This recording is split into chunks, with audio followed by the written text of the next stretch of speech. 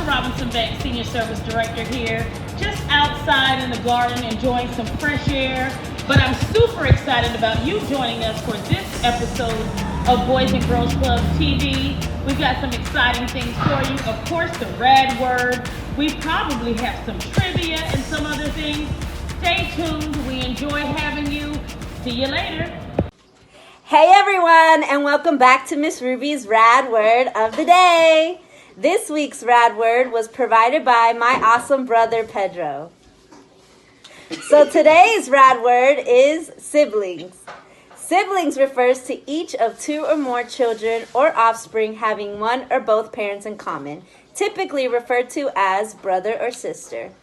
Sometimes those you consider your siblings are not related to you by blood, but by a strong emotional connection or bond like a friendship.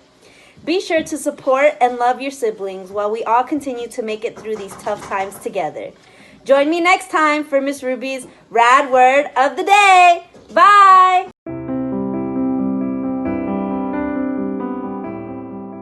This is State Representative Geraldine Thompson from House District 44, West Orange County, and I am reading Nelson Mandela, Long Walk to Freedom.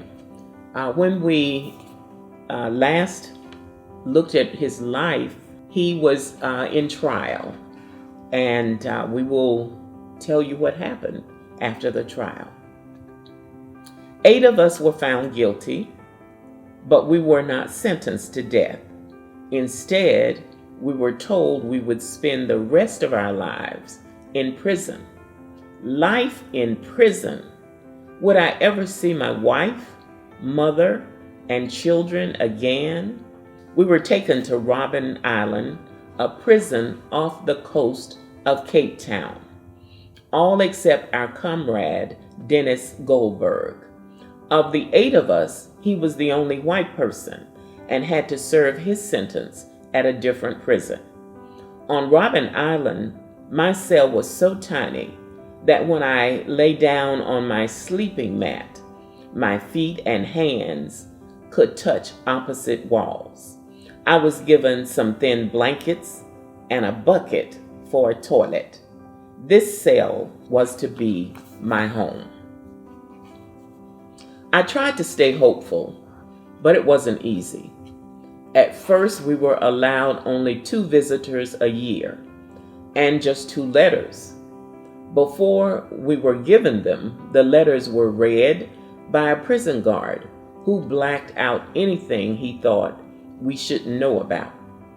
Twice, I received bad news from home. First, I was told my mother had died. Then my eldest son, Thembekile, was killed in a car crash. When I got that news, I spent the whole day in my cell, thinking about him and the rest of my family. It was one of the saddest days of my life.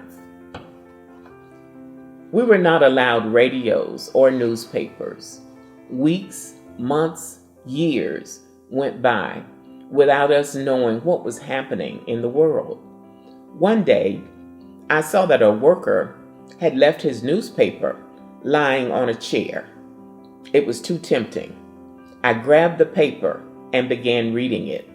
I was caught and locked in a room for 3 days with no food and only rice water to drink as a punishment.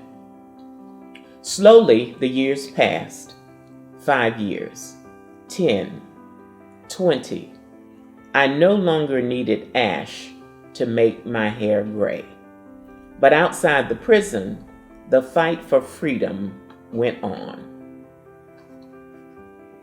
Even though the ANC was banned in South Africa, it continued outside the country. Oliver Tambo was living abroad and was now ANC president. Many governments around the world began to support us. In the 1980s, the ANC launched the Release Mandela campaign, asking people all over the world to put pressure on the South African government to release me and my fellow prisoners, and to allow the ANC back in. Thousands of people signed the petition. Then in March 1982, Walter, a few other prisoners, and I were moved to Pollsmoor Prison near Cape Town. Was this a sign that things were beginning to change? Should I dare to hope our struggle for freedom was coming to an end? The government and I began secret talks about peace. In 1988, I was moved again to a prison called Victor Vester. But instead of a cell, I was given a cottage with a bedroom, a kitchen, and a swimming pool. The government and I continued our talks. And in December 1989, I met with President de Klerk, and we talked about a new South Africa. Things began to move very quickly. Back in October 1989, a number of my former Robben Island comrades had been released, including Walter Sisulu. Then on 2nd February 1990, and 2 months after our meeting, President de Klerk stunned the world by announcing that I was to be released, along with all other political prisoners. He said it was time to talk about a new country. On 11 March 1990, I walked out of prison. 27 years of my life had passed since I was first taken to Robben Island, but the long walk to freedom was almost over. It was wonderful to hold my lovely wife Minnie in my arms, to see my 4 beautiful children now grown up, and to hear my grandchildren laugh and call me granddad. Every day, our Soweto home was filled with laughter and tears of joy as friends I hadn't seen in 27 years came to welcome me home. After our release, there was a lot of work to be done. The ANC and the government began to speak about peace and about a South Africa that would be shared by all its people, black and white. And on 27 April 1994, millions of people, young and old, streamed out of their homes to vote. It was the first time ever for black people, and they joined white people to vote for a new South Africa. It was a wonderful day. In May 1994, I became the first president of South Africa to be elected by all the people. I was 75 years old. My journey to freedom had ended, but a new journey has now begun, a journey to build a new South Africa. We must join hands and say we are one country, one nation, one people, marching together into the future, a future in which people of all colors will learn to live in peace. I hope you enjoyed the book, The Long Walk to Freedom by Nelson Mandela. And what I hope you learn from the book is that regardless of your circumstances, if you are committed to making a change, you have to take action. And you can join with others who also want to see a change. And that will indeed bring about a change.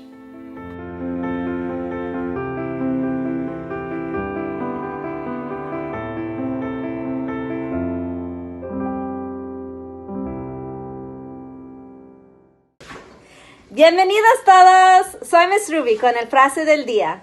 El frase de hoy es de parte de mi increíble hermano Pedro. El frase de hoy es hermanos. Hermano se refiere a un hermano o hermana que tiene de parte de tu mamá o papá o los dos. Igualmente, a veces tienes hermanos que son familia elegida por relaciones más fuertes que sangre o familiar. Asegúrense que soporten a sus hermanos durante estos tiempos difíciles. Acompáñenme para el próximo frase del día.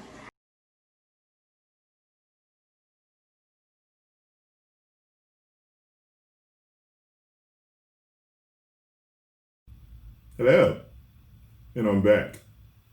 Today's STEM activity today, we're gonna make a lava lamp. I know some of y'all are too young to know what a lava lamp is. Ask your parents or your grandparents, they know what a lava lamp is. And these are your basic essentials. This is one way. There's an alternative way, but we'll talk about that later. So right now, you need baking soda, vinegar, preferably a tall, clear bottle. It doesn't have to be this tall. It could be a Gatorade bottle or a regular water bottle. And then we have olive oil and of course some food coloring. So basically what this STEM thing is going to show you how chemical reactions can turn into something very beautiful. All right, so first I'm going to put the baking soda into the bottle. I'll be right back. So as you can see, I filled up the bottom with baking soda. Now we have to add the vegetable oil. See you soon. All right, so take it, but you gotta be quiet while I pour it. Shh, not while I'm pouring. All right, and we're gonna give it a good amount, you know what I'm saying? So when the chemical reaction starts, you wanna be able to see it real nice and pretty. So that's about enough, all right? Usually you wanna do about 70 to 80% of the bottle, but this is only demonstration purposes, all right? So next, we take your vinegar. We don't pour it in there yet. We do not pour it in there yet, all right? You gotta be patient. You gotta be patient. As you can see, the olive oil and the baking soda isn't even mixing, which is a good thing. Not while I'm pouring. All right, don't need a lot, just a little bit, as you can see. All right. We're still not pouring the vinegar in there yet because we want to make it colorful. Because this right here is going to be the pretty part of our lava lamp. You know what? I want a little bit more. You know what I mean? We get a nice little red and bum, bum, bum. You know how I do. And you stir it up. Stir it up. Stir it up. Stir it up. All right, I think that's good. Y'all think that's good? All right, y'all said it's good. All right. Now here's where the excitement starts. This oil is not going to mix with the vinegar. So when I put this in, it's gonna go straight to the bottom to react with the baking soda. And that's where the magic happens. Are you ready? Give me a thumbs up if you're ready. I'm talking about. Here we go. Remember, not while I'm pouring.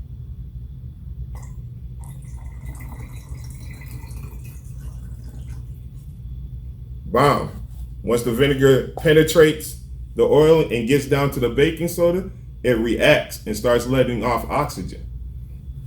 And as you can see, we have a lava lamp. Look at that. Ooh. Ooh. Wow! Ooh. And ladies and gentlemen, we have a homemade lava lamp. So take this video, show your parents, because I need you to do this with your parents, since we have all these different items as materials, and then y'all can have some in-house fun. See you later. Hey guys, it's Miss Ellie from Tupperware Brands Branch. We're back outside today, and I want to go over some more activities or hobbies. So last time we talked about sports. This time we're going to talk about the arts. But like always, let's start off with reviewing the alphabet. Ready? A, B, C, D, E, F, G, H, I, J, K, L, M, N, O, P, Q, R, S, T, U, V, W, X, Y, Z. Let's go into some more artistic hobbies, like dance. So for dance, you're gonna have, again, your base hand, the hand that you don't write with, and then you're gonna have the hand that moves be the hand that you write with, and you're gonna do your V hand shape. You're gonna flip it over like this. It's like the legs of a person, and then you're just gonna kind of twirl that person above your hand like they're dancing. And this is the sign for dance. Now, sign for art, you're also going to have your base hand, but instead of it being down here, you're going to bring it up in front of you, like if this is your easel and you have your canvas on it, and then you're going to do your I hand shape on your dominant hand, and it's going to be your paintbrush. So you're just going to paint something on your canvas, and that's art. For singing, you really just have to pretend you're singing, hold your little microphone in front of your face, and just singing. For music, you're going to take your bass hand and you're going to have it in front of you, and you're going to kind of like push it further than you usually do, and you're going to take your dominant hand and you're going to conduct in front of over your arm. So music. So continuing with the arts, the sign for acting or theater, you're going to take your hands into an A hand shape. You're going to bring them to your shoulders, and you're going to alternate going in circles towards yourself. So this is acting or theater. All right, so let's review that from the top. There's art, dancing, singing, acting, music. All right, that's all I have for you today. We're gonna review the alphabet one last time, and then I'm out of here. A, B, C, D, E, F, G, H, I, J, K, L, M, N, O, P, Q, R, S, T, U, V, W, X, Y, Z. This has been Miss Ellie at Tupperware Brands Branch. I'll see you guys. Hi guys, how are you today? We are going to be working on a STEM project using good old trusty Legos. So I've got all different sizes, different things in here that you can experiment. But what you need to start this project, we are going to make a Lego launcher. Make sure you're outside, you're safe, you're not near any little kids, brothers or sisters that can get hurt with this. Don't fly them right at your sibling either. We want everyone to be safe and have fun, okay? So what you need to start is you need one of your flat Lego pieces. I've got different lengths. Here, I can show you on the color. They're different lengths, so you can try and experiment with different sizes to see what will launch your Legos better, okay? So I've got those. I have some of this size, I have this size, but I have mostly the little 4 square size, so we need space in between it. You are going to need rubber bands, okay? So you need rubber bands. I actually have got a variety of different thicknesses and lengths that we can try and see what launches better. So we're going to do an experiment. You can get paper and pencil and write down your hypothesis. Those of you that don't remember what that means, that a hypothesis is your educated guess. So what you want to do is maybe guess which rubber bands you think is going to let the Legos or cotton balls, which I have to fling as well. I'm in a small space, so I don't want to use the Legos. Make sure you're outside and pick those Legos up off the floor if you fling them. They hurt when you step on them. Your parents, your brothers or sisters, they will not be happy if they step on a Lego. So make sure you clean up your stuff, okay? We want to make sure you have fun, but everybody is safe as well, okay? So in order to start, I'm going to take my longest flat piece, okay? And I'm going to build it up. So I have one. This has 8 dots on it. I'm going to put that on one side, and then whatever you do to one side, make sure you do to the other, okay? That'll keep it even and squared away with what we want. All right, so now I have one with the 6 on it. I'm going to push that on the outside, and again, each side you're going to do the same. All right, so you're making a base coming up. I've got another one with 6. Now, you don't have to do it with exact sizes that I have. This is just what I had. I went to the club this morning and got some new materials to do some more projects with you, so you can stay busy and educated and learning at the same time. We don't want anyone bored. There's plenty to do. So this is just a random tub. I grabbed a few handfuls, but I did make sure I had the flat pieces that we needed, okay? And I have 3 different sizes of the flat pieces, so we can try them later and see. Do you think the longer one will launch further? Do you think the smallest one will launch further? This one's about half the size of the big one, and then I have these ones here that are just about 3/4 of the size of it. So try different things. That's what science is. Science is learning how things work by doing and taking that experiment to the next level. So each one you do, you want to put on the outside, okay, and make that launcher. I think I'm going to put one more of the square on there, all right? And then what you need to do is you need your rubber band. I think I'm going to start with the second biggest one I have, and what you need to do is you need to cut that, all right, in order to make your launcher, all right? And then you're going to put it inside the one Lego, okay? So then you're going to need another 4-piece, and you need to put that inside there. Let's see. I don't know if that's going to work. Let's keep trying there. I don't think it's got to go all the way. I think it's only got to go on the 4. There we go. There we go. Got on. I think when we launch, though, you're going to have to hold them down, okay? So then we're going to take the other one, all right, and put it on this side, and take another 4-piece like this. Let me show you. Let me lift it up so you can see. You're going to put that there and put this one on top, all right? Squeeze that on there, and that is our launcher, okay? So you got to see how... Oh, okay, that didn't work. I think maybe I have mine too high. So I'm going to take off those 6 pieces, and I am simply going to put the ones with the 4-piece on them and flip that so they're facing the same way, okay? And build that here and see how that works. Let's see.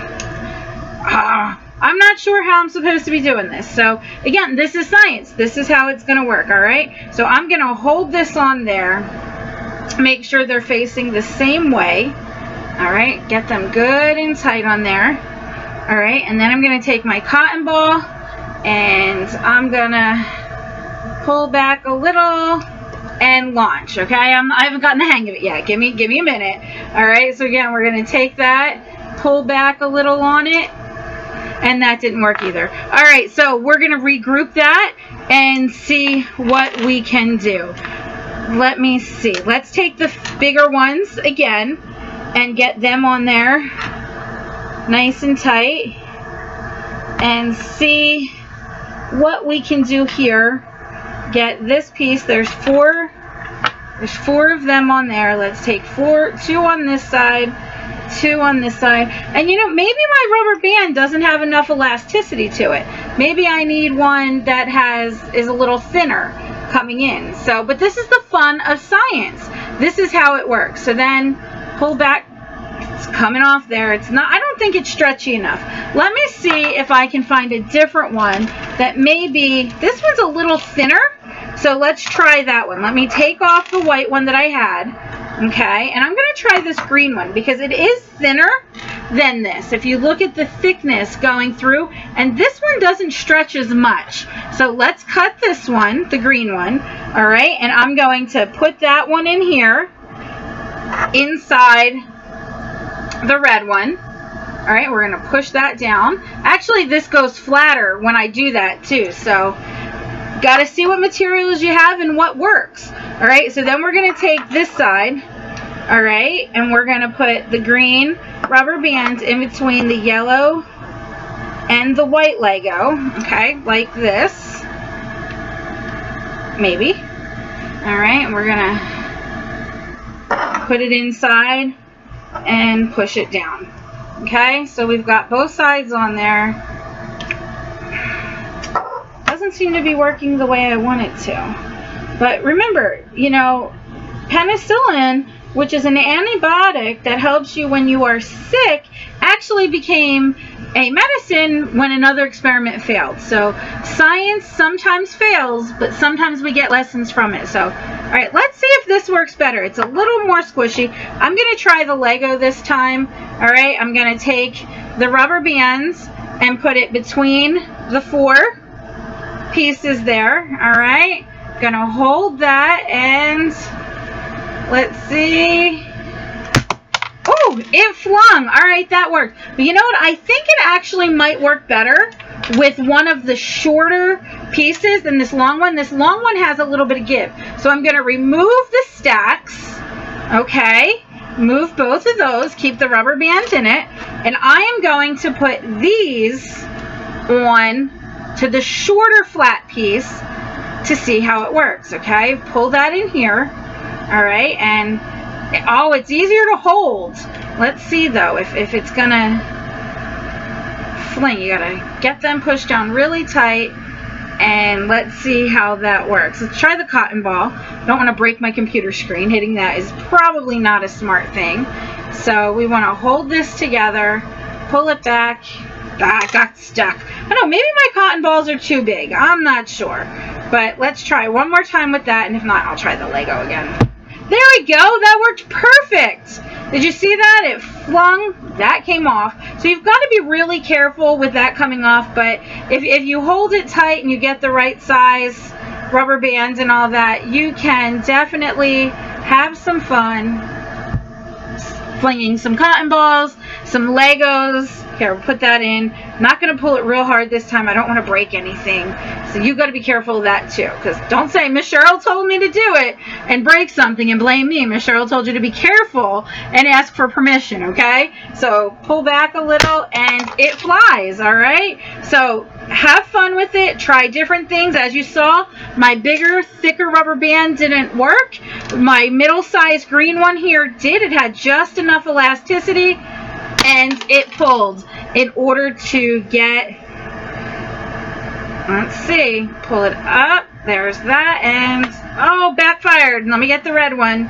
And let's see, let's try again. Pull it up, and there we go, it flew. So I better make sure I picked it up. Remember, they hurt when you step on them. Have fun with that. Try the different sizes. Remember, my big one didn't work. Yours might, depending on what size you put on.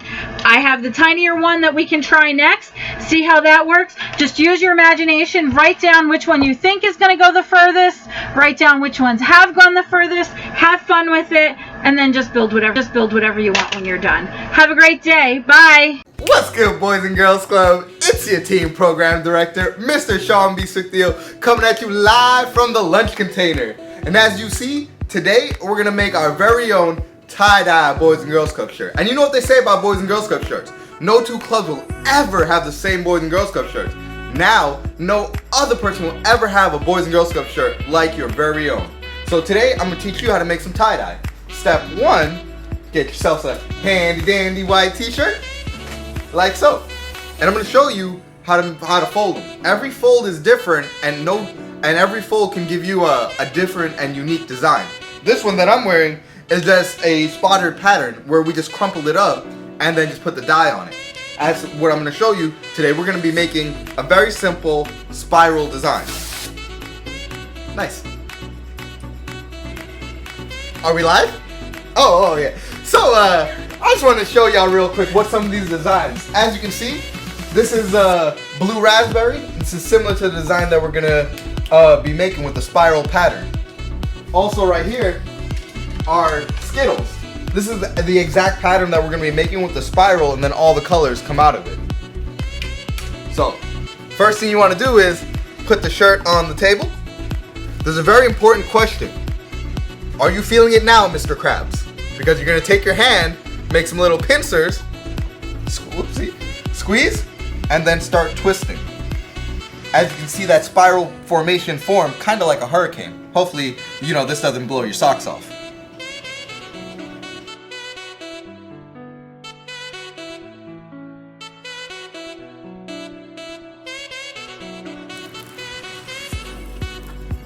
Now you gotta put the rubber band.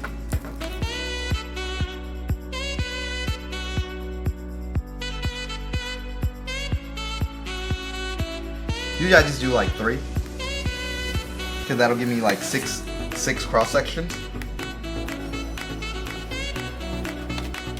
And then every section you dye a different color. This is what a finished product. They take a lot to do. But yeah. Oh, hold it up.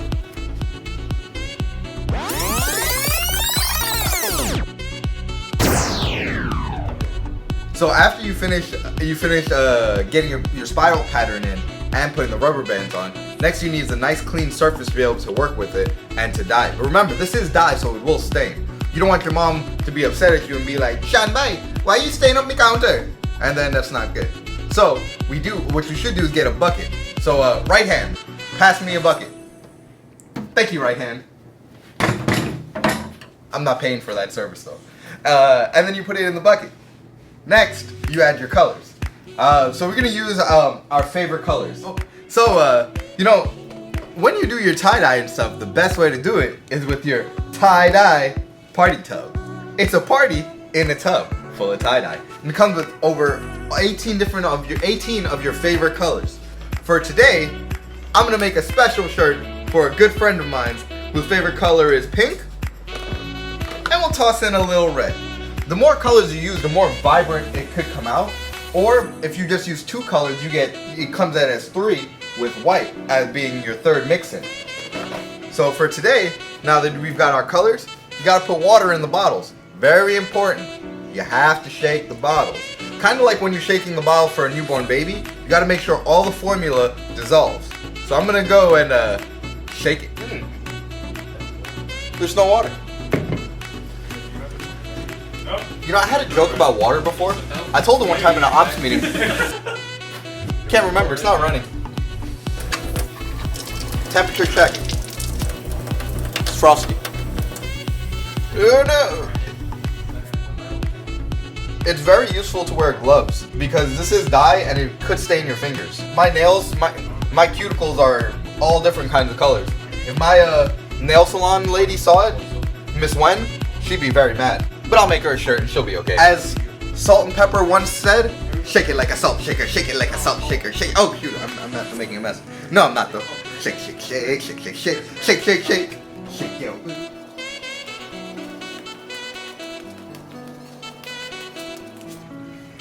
Here, catch right hand. Now send it back, send it back. Shaken, not stirred. And this is what you want to look at in the bottom of the bottle, that there's no powder, there's no residual, there's no nothing, that everything has dissolved completely. Now, I'm going to show you how to equip gloves. Woo! But, now, oh yeah, you also, as a pro tip, it works best if you wet the shirt. I'm going to show you how to wet the shirt. Right hand, wet the shirt. Right hand? Thank you, right hand. Right hand, a little bit more. Thanks, right hand. Now the reason why you want to wet the shirt and make it damp is because it makes it easier for the dye to adhere. A wet shirt is easier to absorb, I think. I mean, that's how towels work, right? Next, now as you see, when we did it, we got, after you have it all sectioned out and everything, try to make it so it's opposite colors, opposite sides, so that way, oops. So that way you don't get any like blending on it.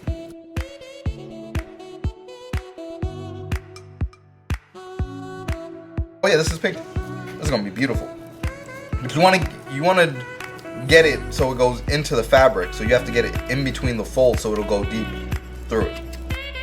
These 2 cross sections will be pink.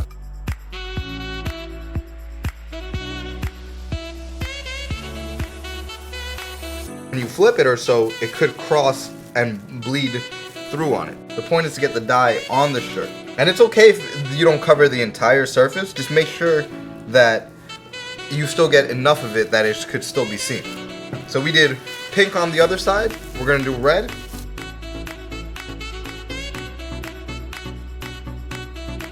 And now, we flip it over. Flip it like a flipogram, flip it like a flipogram. Flippity flop. And the same sides that you did red, you're gonna do pink on, and the sides you did pink, you're gonna do red on.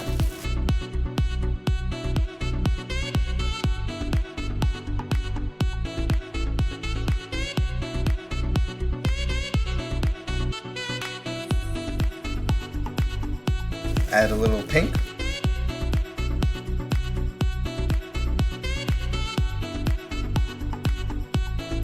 These extra drops, these extra little driplets and stuff, I always like to wipe them on to the shirt just because to not waste dye and it also give a unique effect because there'll be random little spots over it.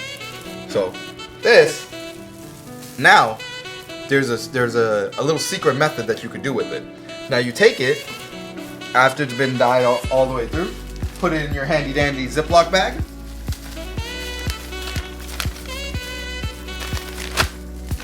And for faster, the normal typical time it takes 18 to 24 hours to let the dye set in and sink in, or you can microwave it for 2 minutes.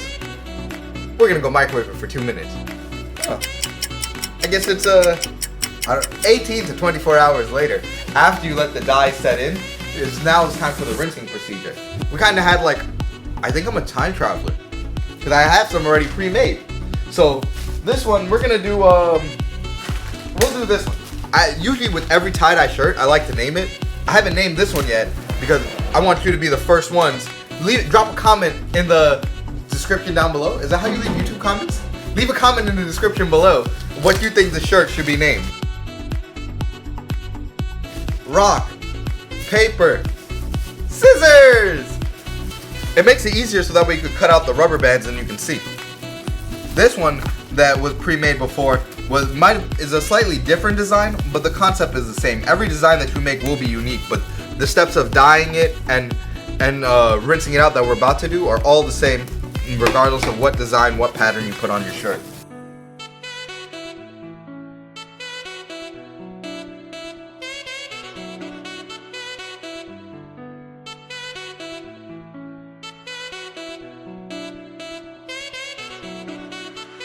I think this one I did 6 spirals on it.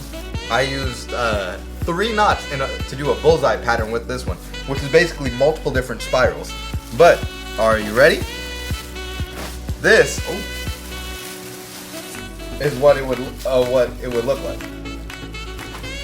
And this one, it came out really well because the dye got to set in for over 3 days.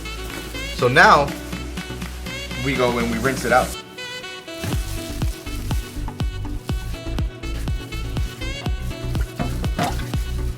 Now it's time to rinse out the shirt. You want to rinse it using cold water, and you want to do it until there's no dye coming out. There's no dye running out.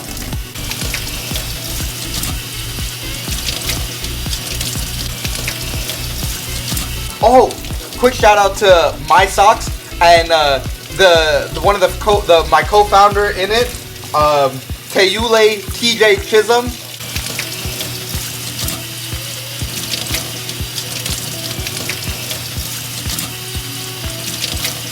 And you keep doing it until the dye runs out. The water, you'll tell because the water, when you run it through the shirt and you wring out the water, it's coming out clear now. All right, and now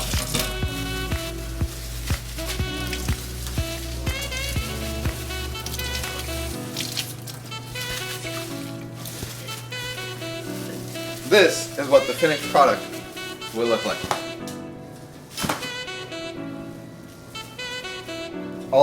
The final step now is to iron on your Boys and Girls Club logo. Your logo, we did it special in the club, and if you come to the lunch container, you can work with our very own technology director, Miss Martha Avlo, who will help you to cut it out. But if you don't, if you go to the store, you can get the heat transfer paper and print out the Boys and Girls Club logo and iron it on. The next step I'm going to show you is how to iron on your logo. Let's get out of here. Yeah.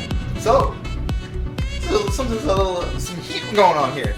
Looks like it's a heat press. Left hand. Ooh, hey. It's a nice shirt. Some nice tie-dye spirals. That's what we gonna do, right? He's got this is a heat press. I'm gonna walk you through the steps on how to do it with a transfer paper. If you go to your local hobby store, Walmart, Michael's, you could buy this thing called a heat transfer paper. You take it and you put it in your handy dandy printer, print out a Boys and Girls Club logo on it, and then you could iron it on. What I'm going to show you is an opportunity that you would have to be able to finish the project here at the Boys and Girls Club, Tupperware Brands branch. You come on down to the club, we'll get you all situated and show you and do how to do it with this heat press machine. a little shameless plug to come to the club. So what you're gonna do is you're gonna take the shirt and you're gonna be careful, it's hot. And you're gonna place it like so. It's very important that when you do this, that you do we'll call it a cold run. Get it? Because it's hot and then it's cold. But to dry out the moisture from the shirt. Otherwise it won't adhere properly. Next, you want to take a piece of parchment paper and put it on top of the shirt because you don't want anything to adhere to the shirt because then it won't come out the right way. Next, yeah, you clamp it down. And then you wait for the timer to beep. I like to give it a couple extra seconds after the timer beeps. So in 5, 4, 3, 2, 1. Hey, this we're gonna have to ad-lib the rap in it, so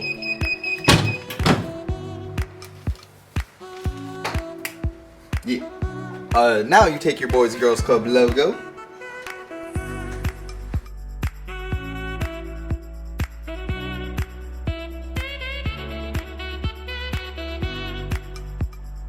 That's a good thumbs up. Next you want to put this same protective covering over it.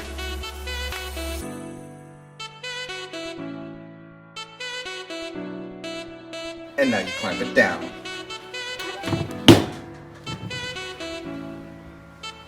Oh, if you also want to learn how to count in Spanish, 8, 7, 6, 5, 4, 3, 2, 1. Give a little beat for extra. And then I always like to take a ruler or a smooth surface and kind of just flatten it out a little bit real quick. Now we just take it to on this side. And then we do the peel.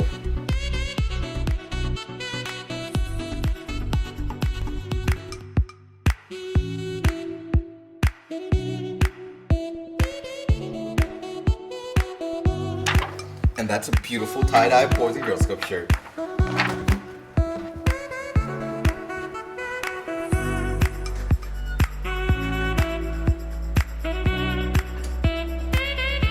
And